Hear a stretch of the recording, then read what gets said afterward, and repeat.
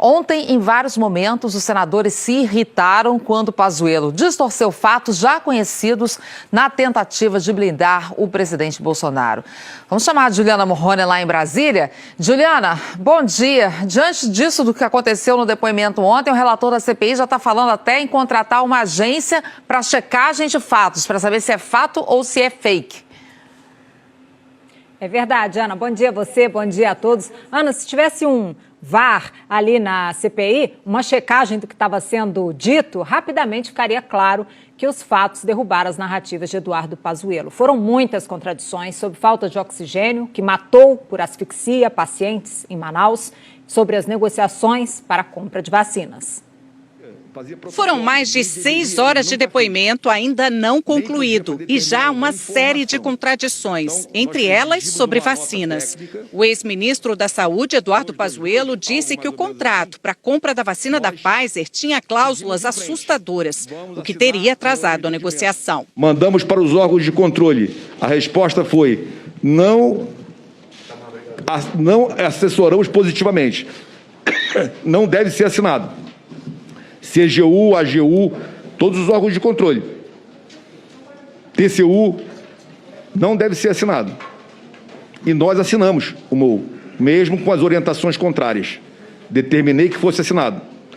Porque se nós não assinássemos, a Pfizer não entraria com os registros na Anvisa. Ao longo do depoimento, o TCU desmentiu o ex-ministro. Online, uma informação do Tribunal de Contas afirmando que a Corte nunca deu parecer. Eu recebi também aqui, AGU e contrário à compra de vacinas. Vossa Excelência admitiu lá no... Eu reformulo aqui que eu me enganei, era CGU e AGU. Eu peço desculpas. Senadores disseram também que a orientação da CGU e da AGU não era como Pazuello havia dito. Eu tenho aqui a decisão da CGU e da AGU, onde no da AGU, da Advocacia Geral da União, no inciso 4º, diz: parecer no sentido de entender não haver óbices jurídicos intransponíveis à assinatura dos contratos de aquisição de doses de vacina.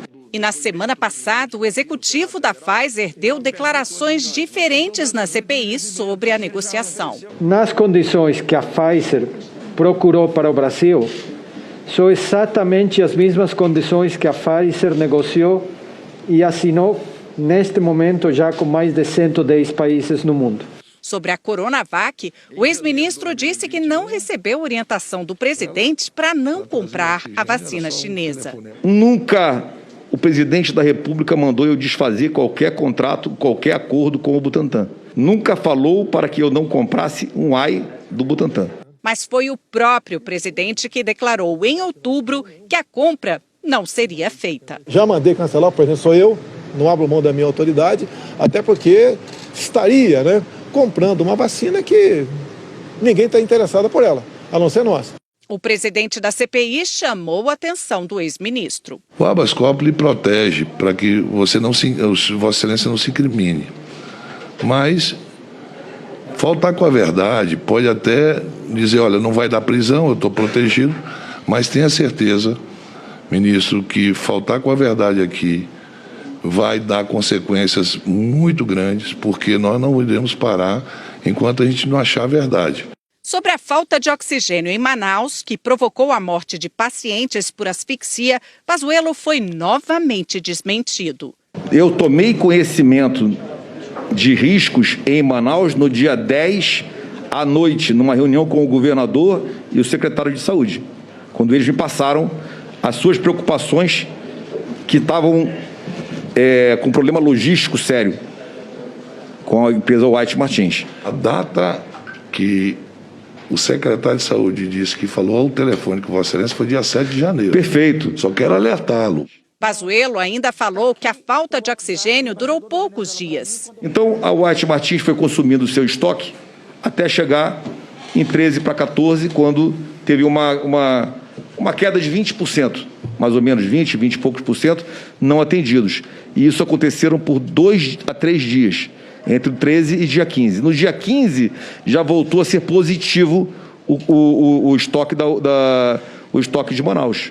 senador Eduardo Braga, do Amazonas, se irritou. Ministro Pazuello, pelo amor de Deus, faltou oxigênio na cidade de Manaus mais de 20 dias. É só ver o número de mortos, é só ver o desespero das pessoas tentando cegar ao oxigênio. Senador, não é possível.